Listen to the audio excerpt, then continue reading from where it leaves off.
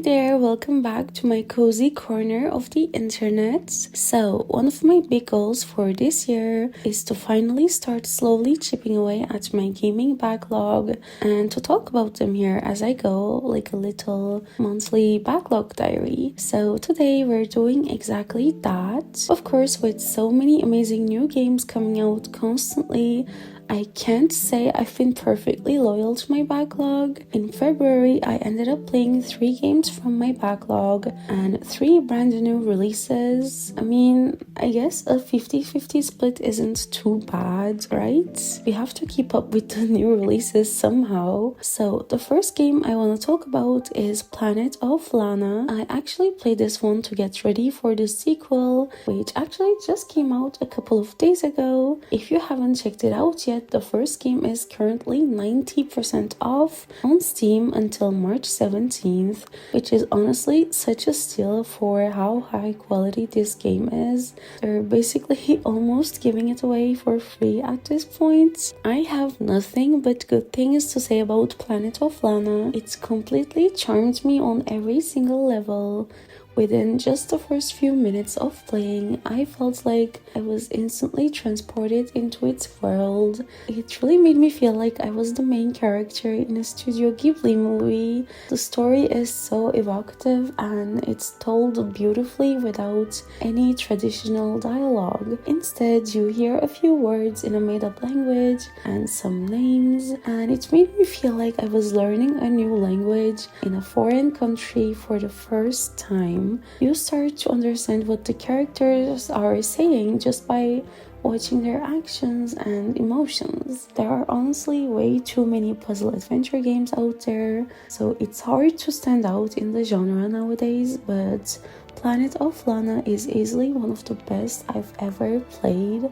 I couldn't get enough of looking at it. I feel like I could just take a screenshot at any random moment and it would be wallpaper worthy. Plus the soundtrack is just literally stunning. It accompanies the art style so well and the puzzles scratched my brain in just the right way. Even though you encounter enemies and have to use stealth to avoid them, the overall experience felt really cozy. I'm so excited to jump into the sequel soon and I feel super lucky that I won't even have to wait for it. Then I played Resident Evil 9 Requiem, but I only made it a few hours in. I've played all the modern Resident Evil games except for the Resident Evil 4 remake, and some of them actually had such terrifying moments that I don't know how I got through them. I still don't know how I managed to finish Resident Evil 7, but since I did, I thought I could handle this one too, but boy was I wrong. In this one, playing as a character who's just as scared as you are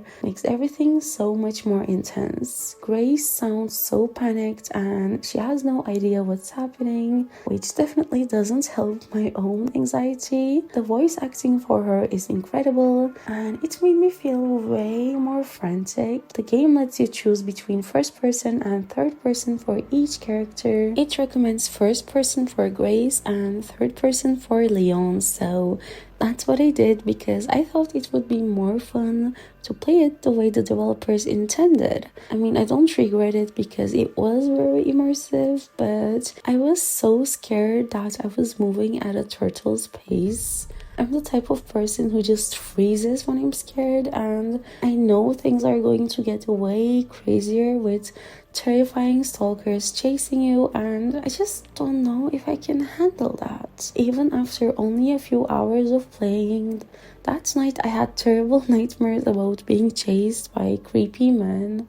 Then I was watching a review video and the reviewer mentioned a huge spider boss, and spiders are one of my biggest phobias. I mod all the games that have spiders. Otherwise, I just possibly can't play it. So that pretty much confirmed my decision to put the game down, at least for now. I really don't feel like I can handle all that stress. It's just such a shame because the story already had me hooked. I really want to know what's going on, so I might just watch a playthrough instead. But then a part of me says, oh come on, stop being a baby, it's literally just a game, you can do it.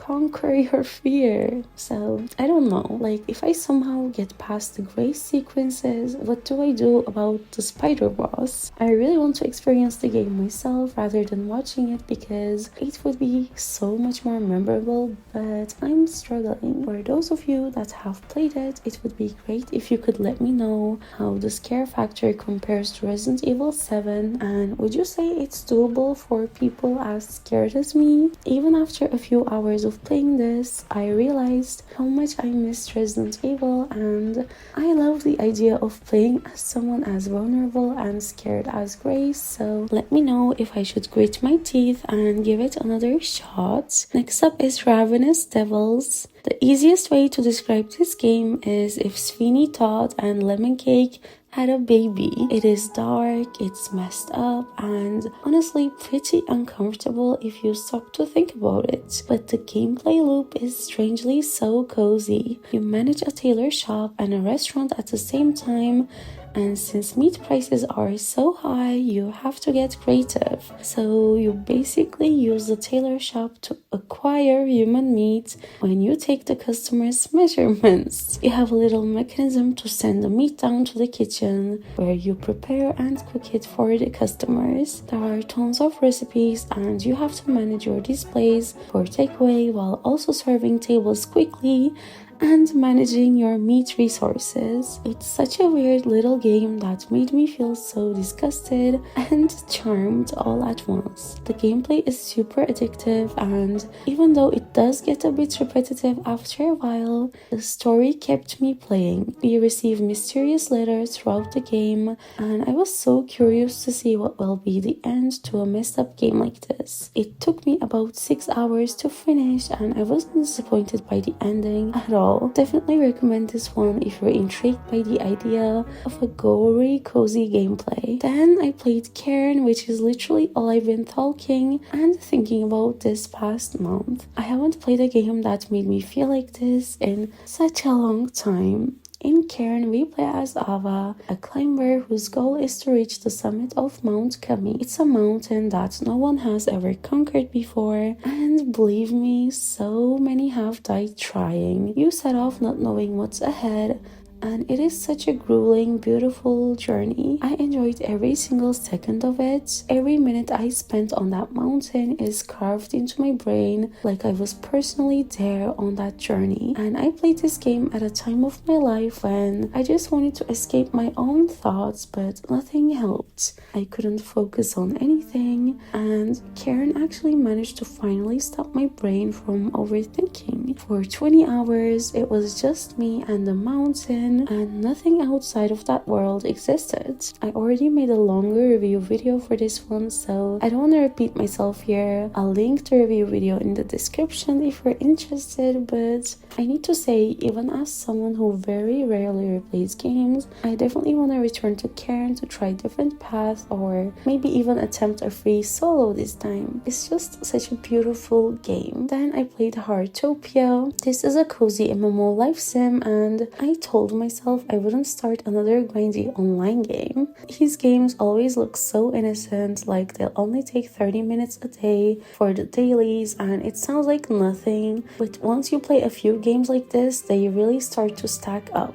If I didn't fall for these type of games each time, I swear I would be able to finish so many extra games every month. But I saw all my friends playing it and I just couldn't resist the FOMO. I added it to my daily routine alongside Infinity Nikki and Disney Dreamlight Valley. I just put on a podcast or an audiobook every night and do my chores for the limited time rewards. And yeah, the first few hours were fun, but it quickly became very repetitive for me. I'm not sure if the game map expands later, but I don't think I'm gonna stick around to find out. After 30 hours, half of which was me forcing myself to log in, I think I'm officially done with Heartopia. I really wanted to love it, but it feels like I'm just forcing myself to log in every day. Maybe I just needed a group of friends to play with to make it more enjoyable. I don't know, but as it is now, there are other games I enjoy enjoy more